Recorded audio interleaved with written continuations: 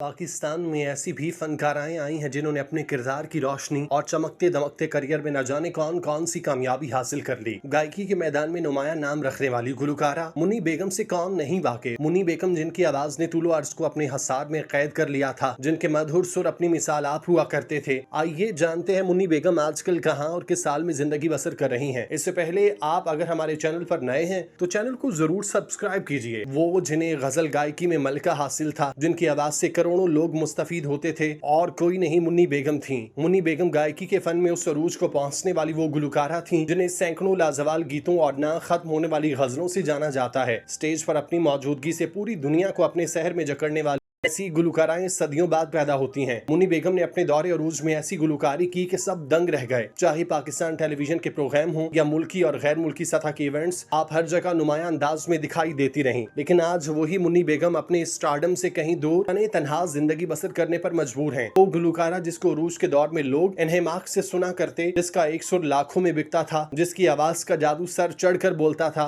आज पाकिस्तान से कहीं दूर समंदर पार बुढ़ापे का शिकार है। मुन्नी बेगम की निजी जिंदगी की बात करें तो वो उनके करियर की तरह कामयाब न रह सकी। मुन्नी बेगम आजकल अमेरिकी रियासत शिकागो में अपने बच्चों के साथ जिंदगी बसर कर रही हैं। देखा जाए तो उन्होंने अपने अरूज में इंडस्ट्री को खैरबाद कहा और आजकल वो मुस्तकिल दूर दयारे गैर में मौजूद हैं। मुन्नी बेगम जिनकी खूबसूरती और कपड़े पहनने का खास अंदाज उनकी पहचान बना, आजकल यकसर तब्दील हो चुकी हैं। उनके चेहरे पर झुर्रियां नुमाया है। मुन्नी बेगम बुढ़ापे की वजह से ठीक से चलने फिरने से भी कासिर है। मुन्नी बेगम 79 साल की हो चुकी और उम्र का ये हिस्सा उनके आखिरी वक्त का पेश खैमा नजर आता है। मुन्नी बेगम एक वक्त में कई इवेंट्स और गजल नाइट्स का हिस्सा बना करती थी। उनका एक पांव लाहौर तो दूसरा कराची में होता। वो कभी किसी मुल्क की सैर को जाती तो कभी कहीं अपनी आवाज का जादू जगाती। आज उनके जवाल का वो दौर है कि लोग शायद उन्हें भूल चुके। मुन्नी बेगम की हालत बढ़ती हुई उम्र की वजह से दिन ब दिन तनज़ली का शिकार है। एक दौर था जब मुन्नी बेगम एक ही वक्त में सैकड़ों गीत और गजलें गाने की महारत रखती थी। उनकी लाइव परफॉर्मेंस का रिकॉर्ड मुसलसल 8 घंटे था, जिसमें वो बिना रोके गाती रहीं और मुसलसल परफॉर्म किया। लेकिन आज इसी गुलकारा को ठीक से बैठना तक मुहाल है। देखा जाए तो मौसीकी की दुनिया में पाकिस्तान की 3 शख्सियात ऐसी हैं जिन्हें सेल्फ मेड कहा जाता है, क्योंकि इन शख्सियात ने जब अपने फनी सफ़र का आगाज़ किया तो इब्तिदा में रेडियो, टेलीविजन और फिल्मी दुनिया के लोगों ने उनकी तरफ तवज्जो ही ना दी और ना ही इन फनकारों को आगे बढ़ने में कोई मदद की, बल्कि यूं कहा जाए तो बेहतर है कि उनकी तरफ से अपनी आंखें ही बंद रखें। लेकिन इन तीनों शख्सियात ने हिम्मत न हारी और अपनी फनी सलाहियतों के इजहार के साथ अपनी मेहनत लगन को किसी तौर भी कमजोर न होने दिया। फिर वो वक्त आया कि इन लोगों ने उनके फन का भी एतराफ किया, उनके फन को दिल खोल कर सराहा, मगर उन्हें ये शोहरत, ये बुलंदी बैरून मुमालिक से मिली। इन फनकारों में उस्ताद नुसरत फतेह अली खान, अताउल्लाह ईसा खेलवी और उन जैसी तीसरी आवाज को बेपनाह शोहरत और पजीराई मिली, वो मुन्नी बेगम की आवाज है। इब्तिदा में मौसीकी के किसी बड़े इदारे ने भी गुलकारा मुन्नी बेगम की पजीराई नहीं की। मुन्नी बेगम शबो रोज सिर्फ अपनी मेहनत के सहारे मौसीकी की महफिलों में अपनी आवाज का जादू जगाती। मुन्नी बेगम ने अपनी गायकी का आगाज भी शादी ब्याह की महफिलों से किया, फिर ये कराची की मौसीकी की महफिलों और फंक्शनों में बुलाई जाने लगी। गजल की गायकी का उनका अपना एक अंदाज था जो किसी और गुलकारा को नसीब न था। मुन्नी बेगम खुद हारमोनियम बजाते हुए गजलें और गीत गाती और हारमोनियम पर उनको बड़ी दस्तरत हासिल थी। गजल की गायकी में हारमोनियम को शुरू से ही बड़ी अहमियत हासिल है। मुन्नी बेगम मौसीकी की महफिलों में न सिर्फ अपनी मधुर आवाज में गाती बल्कि हारमोनियम के सुरों के साथ भी खूब खेलती हैं। इस गुलकारा ने कभी रेडियो, टीवी और फिल्मों की तरफ देखा ही नहीं। ये वाहिद गुलकारा है जिसने अपने शौक की वजह से गायकी को बामे अरूज तक पहुंचाया और न सिर्फ पाकिस्तान, हिंदुस्तान बल्कि यूरोप और अमेरिका में भी बड़ी धूम मचाई और अपनी शोहरत के हर जगह झंडे गाड़े। जिस दौरान पाकिस्तान में कैसेट मेलोडी अवार्ड की बुनियाद डाली तो पहले कैसेट मेलोडी अवार्ड की तकरीब में मेहदी हसन को मौसीकी की दुनिया के कैसेट किंग और मुन्नी बेगम को क्वीन के अवार्ड से नवाजा गया। इस प्रोग्राम के मेहमान खुसूसी उस दौर के defence minister Mir Ali Ahmed Talpur, Orient Advertising के SH हाशमी थे। मज़कूरा तकरीब में गुलाम अली, आलमगीर, मोइन अख्तर और मौसीकार निसार बज़मी को भी अवार्ड दिए गए। कुर्बान जिलानी ने इस तकरीब के निजामत के फराइज अंजाम दिए और मज़कूरा तकरीब उस दौर की निगार अवार्ड के बाद दूसरी बड़ी तकरीब थी। मज़कूरा कैसेट मेलोडी अवार्ड 10-12 साल तक बाकायदगी के साथ दिए जाते रहे। इन अवार्ड्स की तकरीबात में कैसेट्स के हवाले से आबदा परवीन, सज्जाद अली, मोहम्मद अली, तहसीन जावेद, मौसीकार करीम, शहाबुद्दीन, कॉमेडियन उमर शरीफ और बेस्ट कवाली कैसेट के अवार्ड नामवर कवाल, गुलाम फरीद साबरी और मकबूल फरीद साबरी को भी दिए गए। मुन्नी बेगम की गायकी का सफर बतदरीज आगे ही बढ़ता रहा। मुन्नी बेगम ने कभी पलट कर किसी और इदारे की तरफ नहीं देखा, बल्कि टेलीविजन वालों ने मुन्नी बेगम के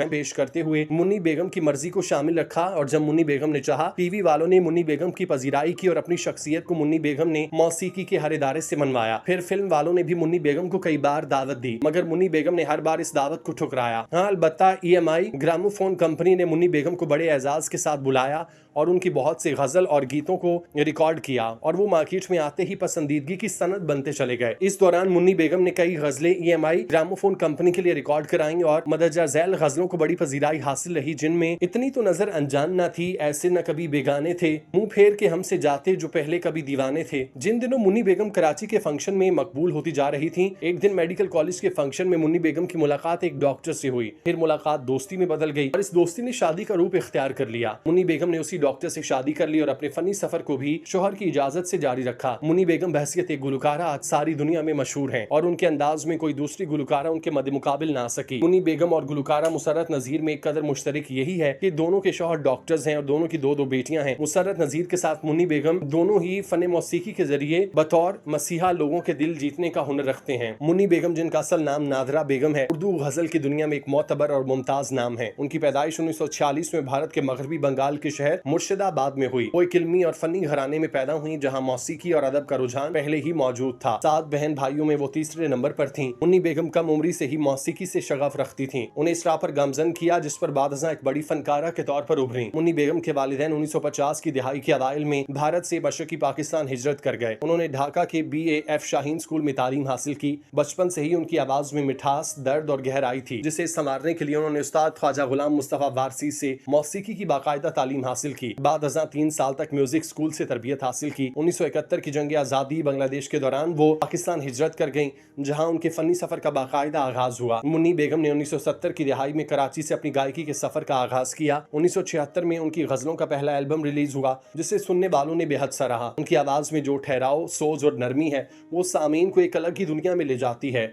उनकी गाई हुई गजलें न सिर्फ पाकिस्तान बल्कि दुनिया भर में उर्दू जुबान के चाहने वालों के दिलों को छू गईं। मुन्नी बेगम की गजल गायकी में खास किस्म की तहजीब और शाइस्तगी झलकती थी। उनकी आवाज में ना तो मसनूई लाउडनेस थी, ना जज्बाती चीखो पुकार, बल्कि एक सादा पुरसुकून और धीमा अंदाज जो दिल को चीर जाता है। वो अल्फाज के साथ खेलने की बजाय उन्हें जीतते हुए महसूस होती। यही वजह है कि उनकी गाई हुई गजलें वक्त के साथ मजीद निखरती गईं। मुन्नी बेगम की बेशुमार गजलें आज भी जुबान ज़द-ए-आम हैं। उनमें से चंद शोहराए आफाक गजलें ये हैं। लज्जते गम बढ़ा दीजिए, आप भी मुस्कुरा दीजिए, तुम्हारे शहर का मौसम बड़ा सुहाना लगा, बेवफा से भी प्यार होता है, आवारगी में हद से गुजर जाना चाहिए, झूम बराबर झूम शराबी, चाहत में क्या दुनियादारी, इश्क में कैसी मजबूरी, किसी के गम में वकार खोना, इधर जिंदगी का जनाजा उठेगा, बुझी हुई शमा का धुआं, भूलने वाले से कोई कह दे जरा, मरीज़े मोहब्बत उन्हीं का फसाना। ये गजलें न सिर्फ उनकी गायकी की कमाल की अक्कास है, बल्कि उर्दू शायरी की खूबसूरती को भी उजागर करती हैं। मुन्नी बेगम की शादी 1980 की दिहाई में हुई, जो 1998 में तलाक पर खत्म हुई। उनके 3 बच्चे हैं, 2 बेटियां मुनीबा हसनैन और मीनारा उमर और एक बेटा सैयद मोहम्मद असद अली। बाद उन्होंने अमेरिका के शहर शिकागो को अपना मस्कन बनाया। अब वो एक अमेरिकी शहरी के तौर पर वहाँ मुकीम है। मुन्नी बेगम को 2008 में पाकिस्तान के सदर की जानिब से तमगाए हुस्न कारकर्दगी से नवाजा गया, जो उनकी फनी खिदमात का बाकायदा एतराफ है। उनका शुमार उन फनकारों में होता है जिन्होंने न सिर्फ उर्दू गजल को जिंदा रखा, बल्कि उसे आलमी सतह पर पहचान दिलाई। मुन्नी बेगम का फन महज मौसीकी नहीं, बल्कि एक जज्बाती तजुर्बा है। उनकी आवाज सुनकर सुनने वाला सिर्फ गजल नहीं सुनता, बल्कि वो एक लम्हे के लिए अपनी दुनिया से कटकर लफ्जों के एहसास में डूब जाता है। मुन्नी बेगम आज भी अपनी सादा रसर आवाज के जरिए उर्दू गजल के खजाने में कीमती इजाफा समझी जाती हैं। हमारी दुआ है कि अल्लाह रब्बुल इज्जत मुन्नी बेगम को अपनी अमान में रखे। आमीन।